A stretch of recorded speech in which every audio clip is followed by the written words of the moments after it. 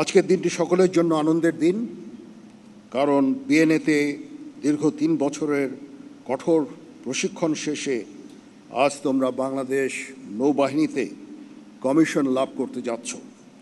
এই জন্য তোমাদের জানাই আমার আন্তরিক অভিনন্দন।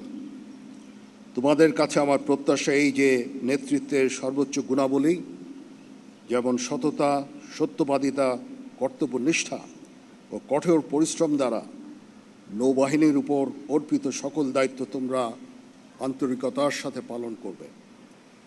তোমাদেরকে যে কোনো ধরনের চ্যালেঞ্জ গ্রহণের জন্য সবসময় প্রস্তুত থাকতে হবে। সামরিক চেতনা ও মূল্যবোধকে সমুন্নত রেখে এবং যে কোনো সিদ্ধান্ত গ্রহণের ক্ষেত্রে দেশপ্রেমকে সর্বোচ্চ গুরুত্ব দিতে হবে। তোমাদেরকে সাহসিকতার সাথে সকল পরিস্থিতি মোকাবেলা করতে হবে। যে কোনো বিষয়ে চূড়ান্ত সিদ্ধান্ত নিতে নিজের বিবেকের দ্বারস্থ হবে।